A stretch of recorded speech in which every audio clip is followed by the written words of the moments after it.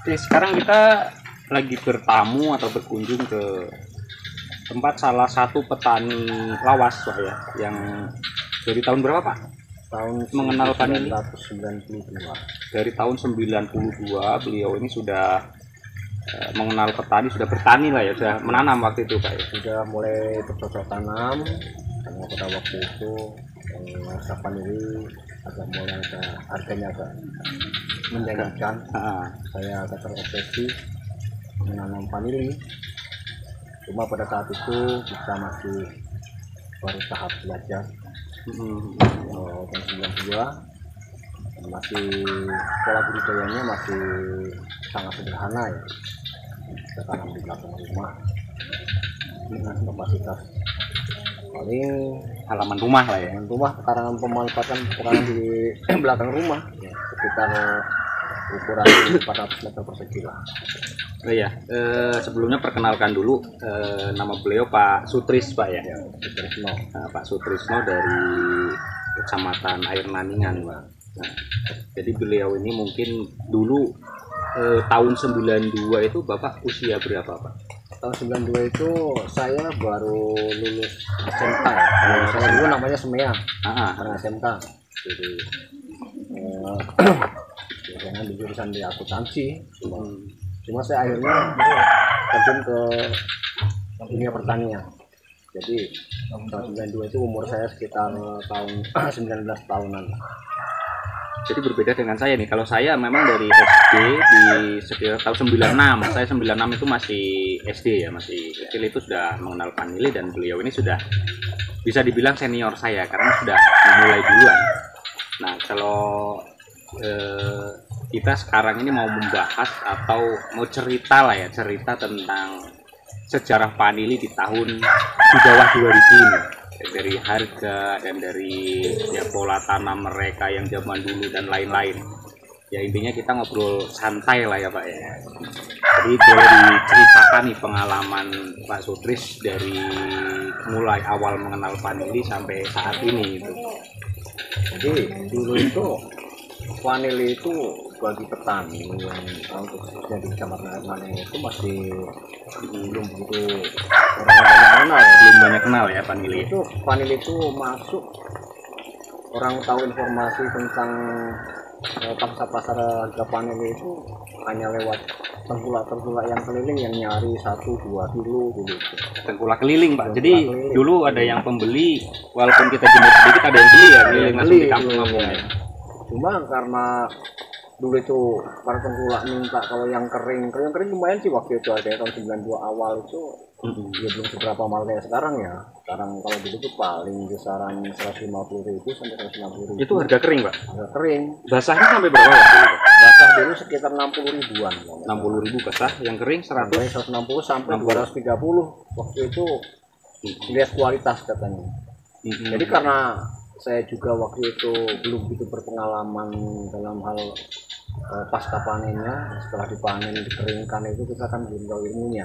Jadi kadang-kadang gagal juga, harganya memang kita udah bertahan sampai harga 100.000 yang kering aja udah bagus waktu itu. Akhirnya kami jual, pikir-pikir mau dijual basah ya. Jual basah karena memang nggak paham untuk cara pengeringan ya waktu itu ya.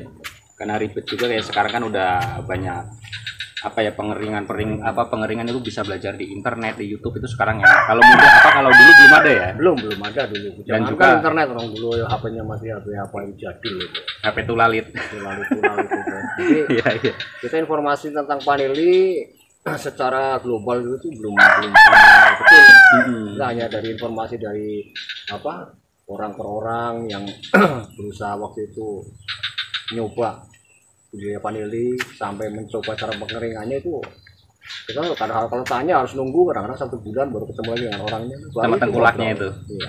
Berarti ngejualnya dulu memang nunggu pedagang yang datang ke rumah gitu ya. Kalau sekarang khususnya di daerah kita kan vanili belum panen aja, belum tua aja udah banyak tengkulak yang datang berebut ya.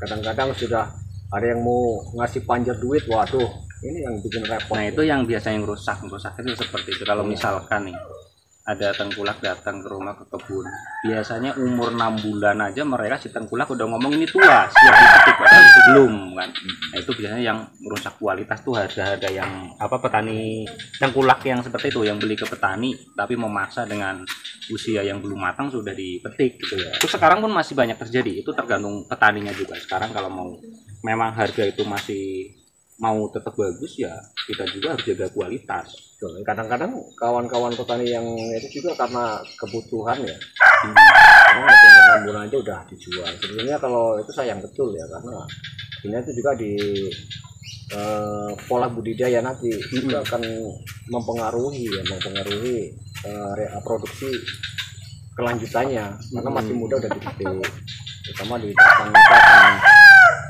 timbul apa ya, saya bilang itu kurang tepat lah ya, karena belum masanya panen sudah dipetik. Kalau menurut pengalaman Bapak nih, harga terendah semenjak Bapak mengenal vanili atau semenjak pernah budidaya di awal-awal tahun 90-an dulu, pernah mengalami harga terendah itu berapa? Dulu sempat harga terendah itu sekitar 7.000 atau 3.000 kalau nggak salah, itu juga itu harga basah, harga basah. Harga keringnya kalau waktu itu sekitar 35 sampai 45. Nah itulah pada saat itu petani vanili ini sempat istilahnya pada patah semangat ya, karena harganya turun drastis dari awal-awal waktu saya mengenal tahun 92 itu harganya yang keringnya sampai 150, 160, yang basahnya 60 itu turun jadi di bawah 10.000, sehingga kadang-kadang saya sendiri malas ngurusnya di belakang rumah itu. Artinya nggak kalau kita hitung-hitungannya nggak ketemu. Tetapi ternyata setelah saya pelajari sampai sekarang ini harga vanili ini memang seperti itu, kadang naik gitu. Ini begitu turunnya juga agak lumayan sih ya. Cuma nggak kalau sekarang mungkin kalau misalnya harga mencapai harga 3.500 setengah kering, sekarang paling mentok 1.200.000 dan untuk terendahnya paling 800.000 ya. Karena harga standar kan 600-700 untuk harga vanili itu masih bisa dibilang lebih menguntungkan dari komoditi lain lah ya. Apalagi sekarang sampai di atas 1 juta itu termasuk harga tertinggi lah ya. Iya betul. Kemarin kan saat tahun 2 tahun kesilam ya, kalau nggak salah itu sampai angka 27 sampai 3 juta itu ya. Iya betul, kering betul. Dan itu turunnya drastis kemarin sampai harga 16 itu turun lagi, sekarang paling kita 12 sekarang. Jadi kalau masih harga di atas 600 atau 800 itu masih bisa lah, kita masih tetap semangat ya. Karena bisa dibilang masih unggul. Walaupun misalkan dulu harga tertinggi berapa dulu Pak? Harga tinggi itu paling kering itu paling 160.000. 160.000 ya. Dengan harga komoditi lain masih berapa? Seperti kopi lah. Kalau kopi dulu waktu 92 itu kisaran harganya 1.500. Nah, sekarang ya kopi udah 20.000. Sekarang kopi lebih udah ya. 20. Kalau standar harga kopi sekarang itu 20.000. Sekarang harga vanilinya berarti berbanding berapa kali lipat tuh, dihitung dari yang dulu termasuk sekarang harganya jauh lebih tinggi. Apalagi yang kualitas bagus tetap masih bisa jual di atas 14 ataupun di atas 18. Kalau sekarang kalau memang kita ini memang ingin mengembangkan vanili, kalau kita mau membandingkan dengan kopi ya mungkin sebenarnya lebih simpel vanili ya. Satu, vanili ini kita tidak butuh lahan terlalu luas. Iya betul. Itu dengan hasil maksimal, misalnya kita budidaya dalam ukuran 2 rantai atau 800 meter persegi. Itu perbandingannya kalau pas buahnya bagus ya, saya bilang buahnya bagus, suhu iklim juga normal, itu kalkulasinya kalau bandingkan dengan hasil kopi 1 hektar itu jauh lebih menang di vanili. Apalagi perbandingannya dengan sama-sama 1 hektar ya. Kalau 1 hektar lebih tinggal jauh 10 kali lipat itu. Betul, 10 kali lipat lah. Karena kita sekarang gini aja, kalau memang vanili itu kita cuma punya lahan sedikit, pekarangan 1 rantai aja. 1 rantai itu ukuran berapa Pak? 1 rantai itu 20 kali 20 yaitu 400 meter persegi. 400 meter bukan persegi Pak. Ya, 400 meter. Kalau persegi beda lagi. 400 meter. Iya 400 meter. 400 meter itu kalau kita main vanili, kalau lagi bagus dengan harga yang sekarang seperti ini, itu imbang kayaknya dengan harga kopi yang 1 hektar. 1 hektar itu. Dengan hasil 1 hektar itu paling kopi sekarang paling 800 kilo sampai 1 ton ya kalau di sini. Untuk perawatan nih Pak, lebih mudah mana? Kalau perawatan mudah di kopi. Mudah di kopi. Cuma dia harus nunggu 1 tahun.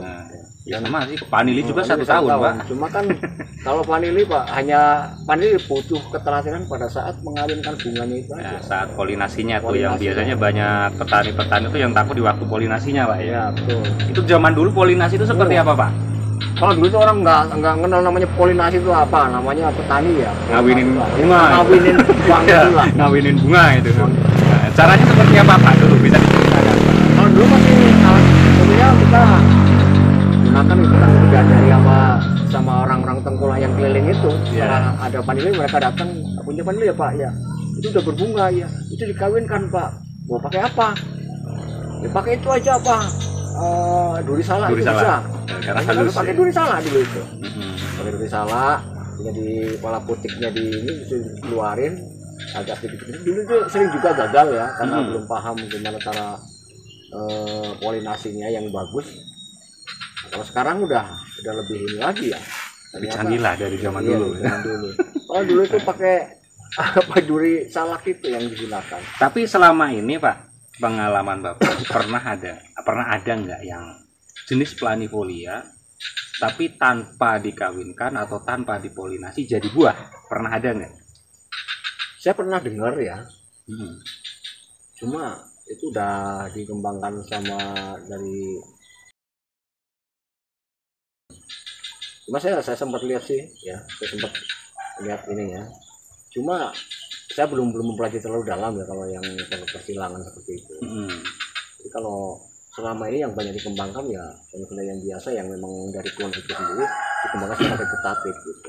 Jadi nggak kita kembangkan secara persilangan.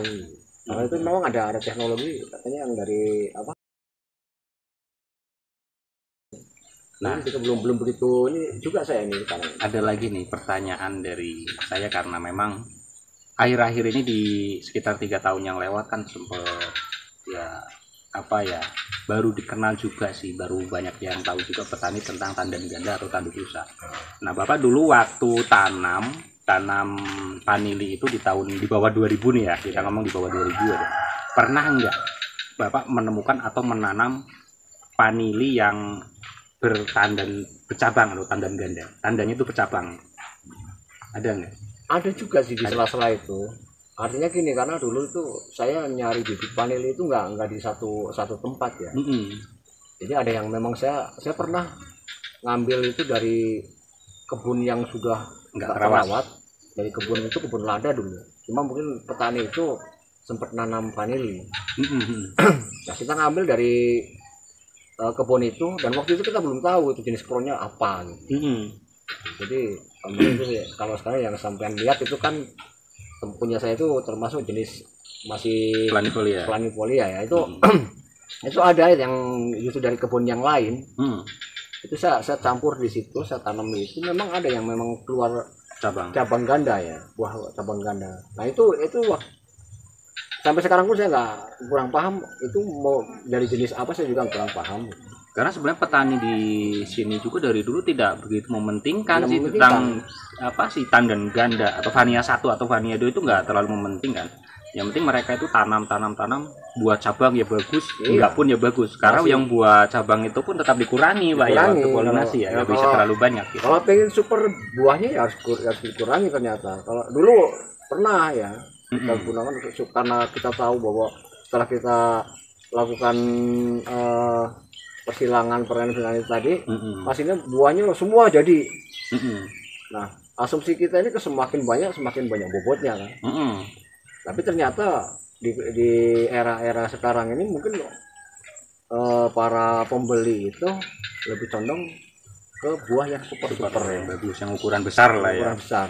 Jadi kalau sekarang ini memang kalau orang-orang yang telaten masih sekarang dikurangi ya. Mungkin dengan jumlah tandanya itu misalnya satu tanam nyampe 20 dikurangi jadi separuhnya atau 15 biji agar buahnya super, itu juga seperti itu kadang-kadang dilakukan. Cuma kalau dulu memang nggak sampai setil itu. Berarti zaman dulu kalau ada bunga misalkan nih dalam satu tandan itu mekar apa ada bunganya 20 nih, itu dipolinasi semua? Semua akan dipolinasi. Jadi ya itu aja, kalau kadang-kadang gagal, misalnya 5 tangkai buah itu bisa juga gagal jadinya 15. Tapi kalau saya pelajari memang gini, kalau misalnya ada 20 tangkai bunga ya, itu kalau kita kawinkan semua dan ada yang rontok separuh, itu ternyata malah lebih bagus loh. Karena dengan 10 buah itu yang bertahan, dia akan lebih maksimal itu. Kalau rupa apa asupan nutrisi untuk buah itu cukup lah ya? Cukup, sehingga kualitas buah dari bentuk buahnya juga dia akan jadi buah yang super, yang bagus gitu. Jadi kalau masalah pengurangan itu ya setelah memang di era tahun 2000-an ke sini, orang udah mulai banyak budidaya dengan pola lebih canggih lagi lah, lebih bagus lagi, karena mereka menjaga kualitas dan standar daripada buah itu sendiri, supaya di pasar itu memang lebih cepat masuk. Nah ini Bapak dari tahun berapa, 92 Pak ya? 92 sampai tahun 2003 kalau nggak salah, itu kan sempat nggak laku Pak ya? Total nggak laku itu karena ada kabar yang disisipin kawat panil itu terus diekspor, dikembalikan lagi ke Indonesia. Itu benar nggak? Benar itu, malah itu bukan di era 93 aja, ini akhir-akhir kemarin sekitar 5 tahun belakang itu terjadi kayak gitu. Kayaknya panilnya agak banyak info, nggak tahu itu hoax atau nggak tahu ya, tapi kenyataannya juga mempengaruhi harga vanili. Turunnya harga vanili setelah jelas biasanya karena ada kabar seperti itu. Tapi kadang-kadang juga kalau saya pelajari ada juga sih karena geopolitik global ya. Mungkin karena pasokan vanili dari berbagai negara itu mungkin ingin ada yang cepat masuk ke link perdagangan dunia. Persaingan lah ya. Persaingan itu bisa jadi terjadi, karena sebenarnya akhirnya korbannya juga para petani-petani yang seperti kita ini yang memang nggak mengenal ini betul ya. Mungkin kalau di luar negeri vanili di sebagian negara itu memang diolah di budidaya secara intensif ya. Mereka lebih ke arah teknologi yang lebih bagus ya. Jadi kadang-kadang kita sendiri kalahnya dari pola budidaya yang jelas itu. Nah, sementara harga vanili permintaan pasar dunia itu mungkin lebih bagus, sehingga para negara-negara tertentu yang memang mereka kencang mengembangkan vanili dengan pola budaya perkebunan besar, mereka melakukan. Karena dengan perkebunan besar mereka melakukan, hasilnya itu lebih luar biasa, mereka bisa dengan harga yang tinggi. Bagaimana caranya? Nah, itu yang terjadi pada akhir-akhir ini. Ya, sekarang kita bukan hanya di vanili aja, di sektor perkebunan lain seperti kopi lah misalnya. Kopi itu juga sebenarnya harganya itu terpengaruh dengan keadaan geopolitik dunia, karena itu persaingan perdagangan. Kalau memang di Indonesia ini memang ada yang bisa menjamin harga itu, tetap harga itu akan tetap. Tapi ya karena persaingan dunia itu, karena kopi juga ekspor, itu juga vanili juga ekspor, itu juga akan terpengaruh dengan kondisi ekonomi dunia secara global. Itu akan ada dampak dari perang misalnya. Perang itu pun menjadi pengaruh besar ya bagi hasil para petani, para pekebun di Indonesia misalnya.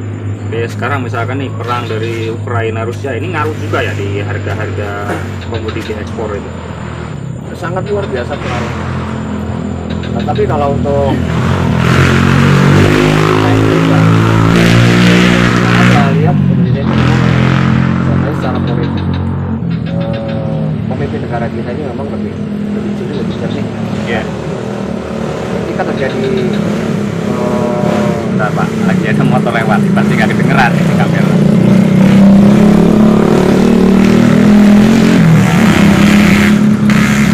Ya, lanjut. Jadi dengan terjadinya perang Rusia Ukraina ini rupanya berdampak secara global ya, terutama di bidang ekonomi. Nah, presiden kita ini cukup bagus juga sih kalau saya pelajari, mengambil inisiasi, mengambil kesempatan itu untuk memproteksi hasil kita supaya tidak diekspor dalam bentuk bahan mentah. Walaupun pada dasarnya sebenarnya awal-awalnya ini para petani rakyat kita ini akan mengalami kesulitan sebetulnya, karena harga-harga itu naik sebetulnya. Sementara pada saat proses kita ini melakukan ending untuk kita ekspor bahan jadi, ini kan cukup lama, paling nggak 1 tahun. Tapi suatu saat nanti akan bagus ekonomi Indonesia. Dan pengaruh yang ini hanyalah mungkin karena satu transportasi ya, dari itu ada transportasi. akibat dari krisis perang itu sendiri secara otomatis berpengaruh terhadap semua negara, dan ketergantungan hampir 30%, 40% bahkan negara-negara dunia ini banyak yang berpatok kepada bagaimana Rusia, karena Rusia ini termasuk negara yang paling besar, paling banyak mereka mengekspor bahan gas bumi dan minyaknya ke beberapa negara termasuk ke Eropa dan Asia. Dan itu kalau sementara Rusia pada saat perang dikenakan sanksi embargo. Berarti ya Bapak ini termasuk selain petani termasuk pengamat politik ya, saya juga pengamat ya? politik karena gini kita sebagai petani juga harus cerdik dalam artian apa, kenapa kalau ketika kita berbudaya panili harga naik dulu, kita juga harus tahu apakah dari kualitas panili kita yang kurang bagus atau memang dari penyebabnya lah ya naik turunnya harga itu ya. Turunnya harga itu bisa jadi karena apa? Karena geopolitik tadi itu. Tapi memang setiap komoditi atau yang hasil pertanian yang ekspor itu memang setiap tahunnya kan ada perubahan harga nih, ada naik dan ada turun. Itu dari dulu memang seperti itu atau memang hanya akhir-akhir ini, Pak? Ini akhir-akhir ini agak lumayan ini juga ya. Kita juga nggak tahu apa penyebabnya. Naik turunnya itu nggak stabil justru. Begitu naik turunnya luar biasa. Sekali naik jauh, sekali turun anjlok. Satu kali lipat turun anjlok, jadi kadang-kadang 50%-nya harga itu. Itu dari semua komoditi atau hanya di vanili? Enggak, kalau untuk yang masih agak stabil itu kopi. Kopi cuma kalau vanili ini memang saya pelajari kita nggak bisa tentukan misalnya harga dalam kurun waktu 3 tahun harganya 1.500 misalnya. Itu nggak bisa tentu. Kadang turun jadi 800, kadang 1.200, naik lagi sampai 2,5 juta lebih. Ya naik turunnya bisa sebesar itu kan karena dari harga nih. Harga kan harga main jutaan, sedangkan kopi main hanya puluhan ribu. Nah kalau misalkan kayak kopi mau turun 10.000 kan hanya berapa gitu. Tetap naik turunnya sedikit, cuma setiap tahun pasti ada perubahan dan perputaran harga ya. Terus kalau dari kopi kan itu lebih condong kepada dari segi hasil ya. Kopi itu kalau kita kelola 1 hektar paling enggak kita bicaranya adalah tonase. Kalau vanili hanya dalam hitungan kilogram di bawah 100. Kadang kalau di sini petani udah panen basah aja nyampe setengah ton itu udah termasuk paling hebat, luar biasa ya. Termasuk budidayanya bagus. Nah ini kita kembali lagi ke vanili, ke masa-masa dulu nih. Semenjak vanili itu nggak laku nih, tanaman yang udah pernah Bapak budidayakan di sekitar rumah itu yang masih ada sekarang, itu memang dari tanaman zaman dulu atau memang baru tuh? Atau masih misalkan dulu waktu nggak laku ditebang atau masih tetap dipelihara? Kalau dulu waktu setelah saya tanam awal, saya bilang tadi nyari di kebun yang juga nggak terurus, saya tanam bagus harganya, ketemu harganya 7.000 ya. 7.000 dulu. 7.000, kemudian naik. Waktu itu naik ke tinggi lagi. Nah itu ada tengkulak yang setelah 1 tahun kalau nggak 93 itu. 93 itu harganya 160.000 yang kering. Tahun 93? 93. Itu 60.000. Nah di 93 akhir waktu itu saya masih ingat, saya mau berangkat ke Riau itu harganya turun lagi drastis jadi 3.000. Nah di tahun 94, 95 posisi saya di Riau itu nggak saya urus, tapi begitu masih bagus di belakang rumah itu karena ditinggal yang ngurus itu orang tua juga nggak begitu jadi, cuma posisi tanam itu nggak terawat. Nah itu di tahun 94 95 3.000 itu hanya bertahan sekitar 1 tahun lah. Tapi itu naik lagi jadi 7.000. Nah tahun 95 96 itu cukup luar biasa, naik lagi sampai harga sekitar 360 untuk yang kering gitu. Hanya selang 2 tahun. 2 tahun dari waktu harga 7.000 naik lagi ke di atas 100. Itu untuk yang kering. Ya, yang basahnya itu 100, sekitar 160, 150, 160. Basahnya keringnya itu ada waktu informasi waktu kalau bagus untuk pola pengeringannya itu mencapai 400 sampai 600 waktu itu. Berarti berbanding 50% dari angka basah ke kering. Betul. Nah, sekarang basah ke keringnya bisa 4 kali lipat. Berarti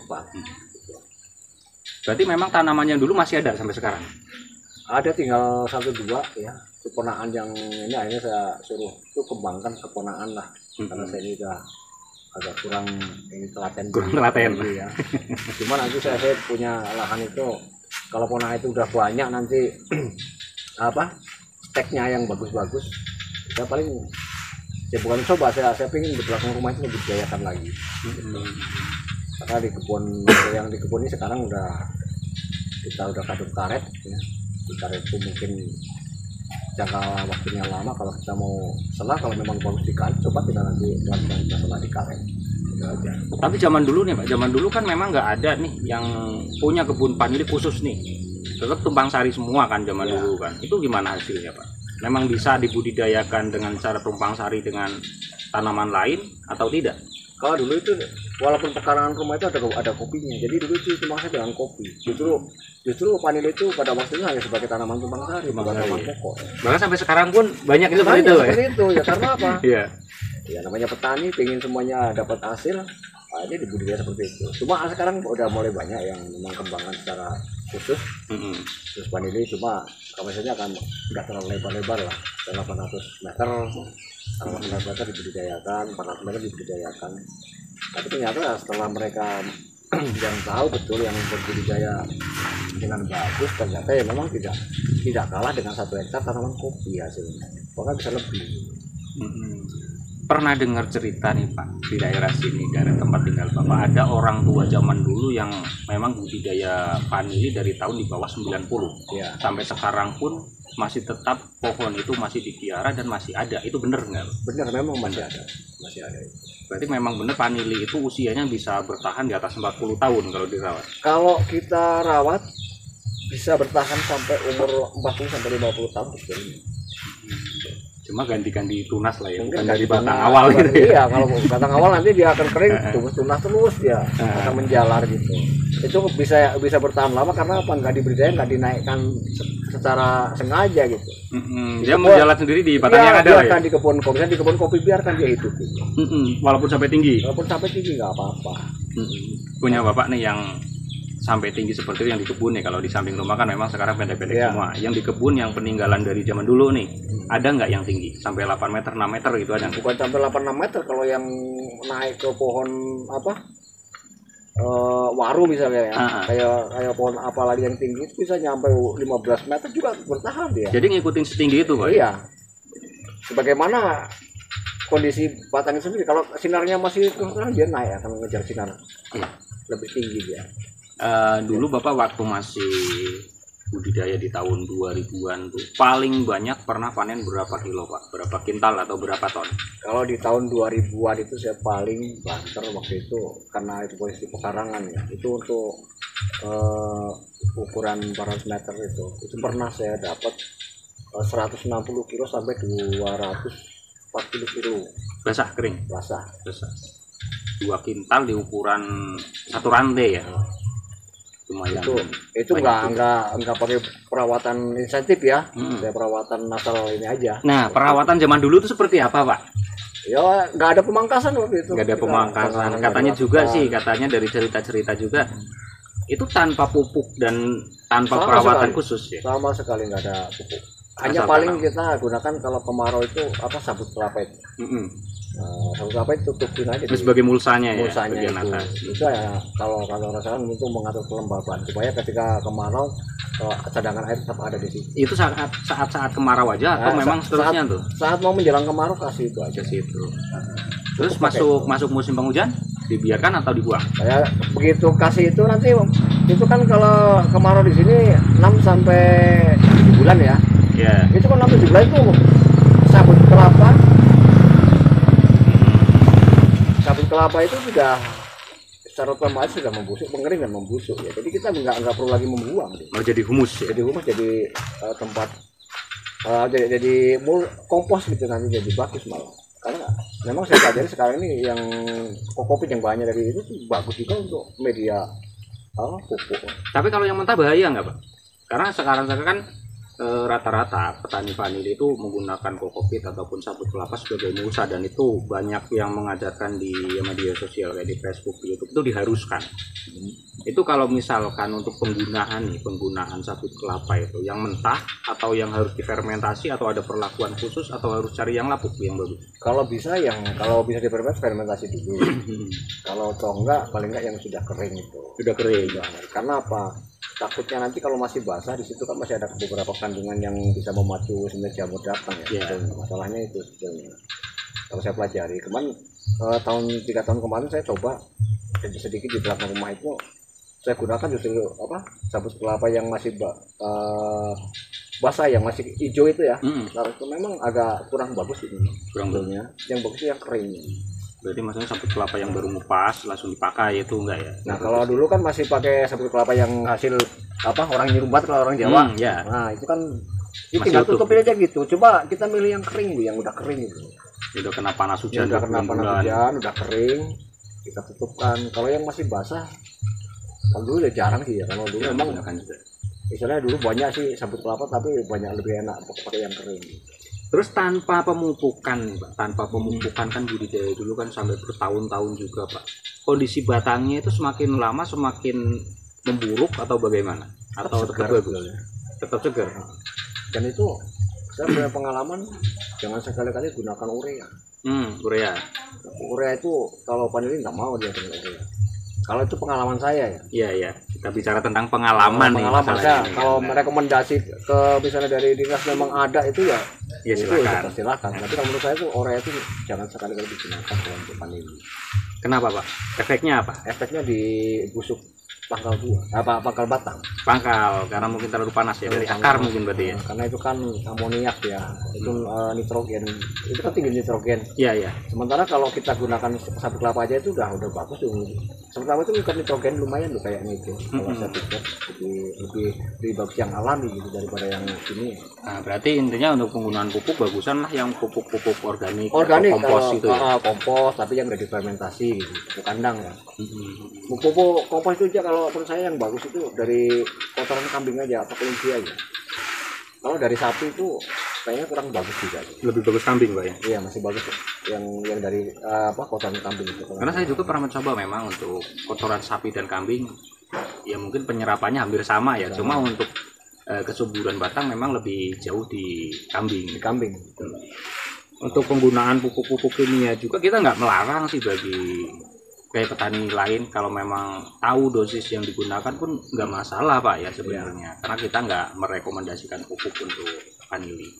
Nah, kayak saya sendiri kan memang banyak petani-petani binaan Pak di luar daerah itu, walaupun saya bina dengan sistem online, tapi ya apapun yang mereka mau lakukan, atau misalkan pemupukan atau pemangkasan, itu semua tetap bertanya dulu kepada saya itu kan. Ya saya ajarkan juga apa sesuai dengan pengalaman yang saya lakukan selama ini.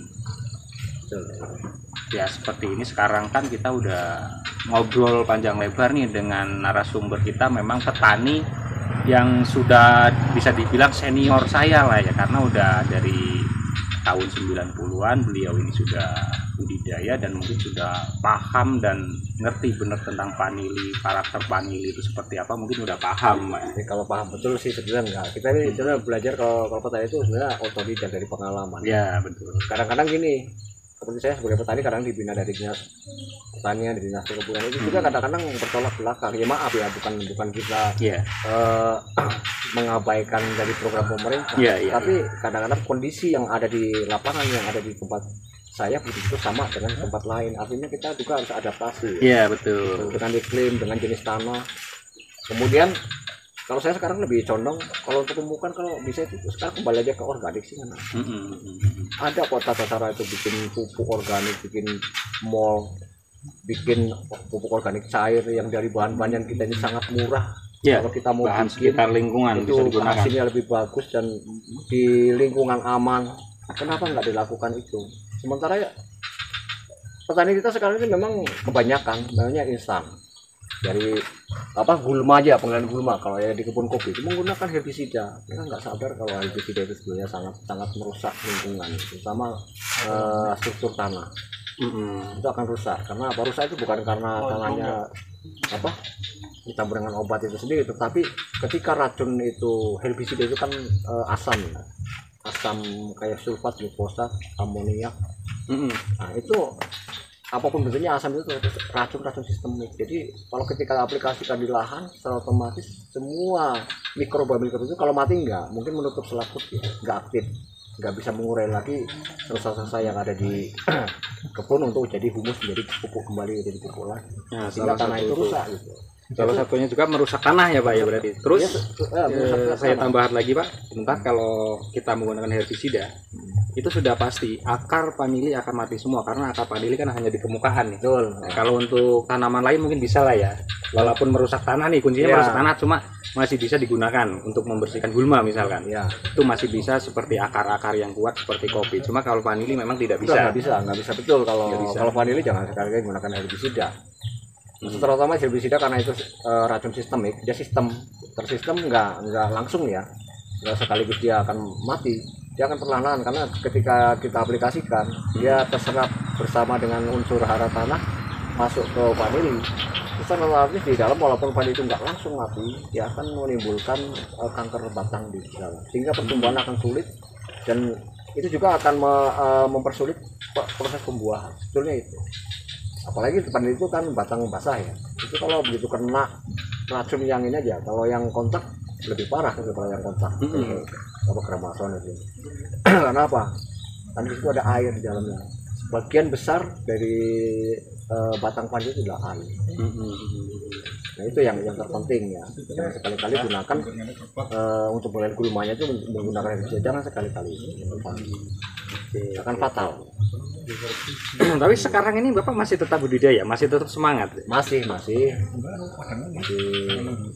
akan kita budidayakan lagi yang di belakang rumah itu akan saya coba nanti. Nah, yang di ponakan itu nanti kalau udah banyak steknya itu saya mau minta juga ke sana. Karena kemarin ngambil di tempat saya biar dikembangkan biar banyak dulu. Nyari indukan lah ya. Nyari indukan dulu supaya adaptasi dengan kondisi iklim yang sekarang ini. Karena sekarang itu udah berubah. Untuk akhir-akhir ini Pak sudah pernah menjual harga kering atau belum? Barang keringnya? Akhirnya belum saya. Berarti baru mulai lagi yang sekarang. Iya. Tapi yang dari zaman dulu memang masih ada tanamannya ya? Masih ada. Ya yang jelas gini, saya pernah mengalami jual vanili harga pernah di tahun era di atas tahun 2000-an.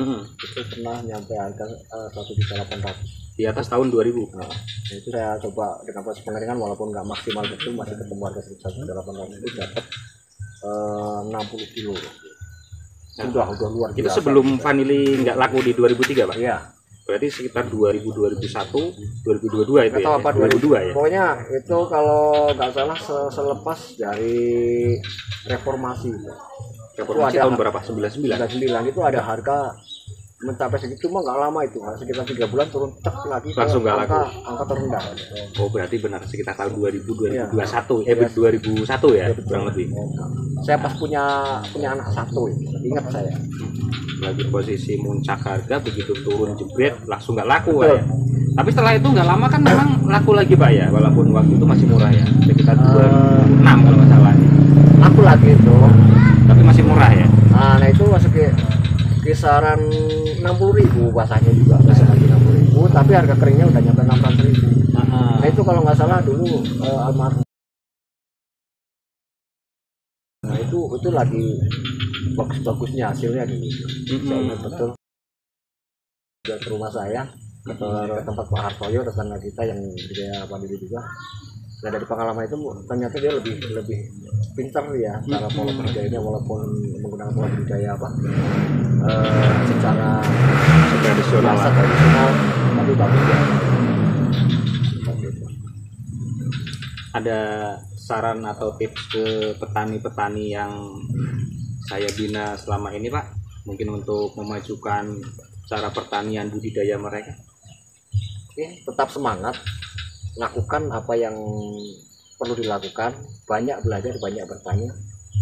Satu, yang kedua, teknologi itu tidak juga bisa menjamin kita berhasil, tetapi kalau pengalaman, belajarlah dari orang yang sudah berpengalaman secara berkala lebih lama ya, karena budidaya itu nggak mesti harus berteknologi tinggi. Untuk vanili ini butuh kejelian dalam hal pemilihan satu jenis tanah dan pupuk, perawatan dan yang terutama adalah dari klon bijinya yang bagus. Intinya itu. Terus butuh kerutan dan ketelatenan. Jangan menyerah ketika harga padi itu turun sampai titik terendah, bahkan tetap kita rawat karena suatu saat nanti akan naik. Vanili memang seperti itu harganya. Berarti memang ada naik turunnya, itu memang udah hal yang wajar. Udah hal yang wajar, kita nggak perlu kaget. Nanti kalau udah turun terus nggak usah lu, karena suatu saat nanti akan naik lagi. Oke. Nah itulah obrolan singkat kita dengan saya bilang senior saya. Memang beliau udah bertani dari tahun dahulu sebelum kita mengenal vanili. Nah mungkin bisa diambil hikmahnya dari obrolan kita sore ini. Untuk petani silakan hayati obrolan saya bersama dengan beliau sore ini. Mana yang bisa diambil sisi baiknya silakan dilakukan, mau ditiru pun bisa, karena beliau memang sudah pernah berhasil budidaya di bidang vanili, Pak. Nah mungkin cukup sekian dulu. Lain kali nanti kita sambung lagi ngobrol dengan beliau, Pak Sutris ini, untuk menambah ilmu-ilmu atau wawasan kita sebagai petani-petani yang masih pemula seperti saya ya. Nah, mungkin cukup sekian dulu Pak obrolan kita. Mungkin suatu saat nanti saya berkunjung lagi untuk ya bisa dibilang berguru, bisa lah ya. Bisa. Karena nanti mungkin di yang kedua bisa nanti saya arahkan supaya dari binaan sampai ini bisa kembali ke organik. Saya punya beberapa cara untuk bikin dari mall sampai proses pengomposan, untuk bikin pupuk organik segala macam. Saya tes fisika nabati, pengendalian hama dan penyakit, itu nanti bisa saya berbagi ilmunya, nggak apa-apa. Pengalaman bukan ilmunya, pengalamannya aja ya. Itu penting juga nih buat kita, penting juga nanti selanjutnya kita ngobrol tentang pupuk, tentang cara pengomposan dan lain sebagainya tuh. Terima kasih banget nih Pak Sutris kalau memang mau berbagi ke saya dan petani-petani lain untuk memperbaiki hasil dari pertanian kita. Oke, sementara ini dulu kita tutup dulu, selesai sampai di sini. Kita lanjut lain kesempatan lain. Sama-sama.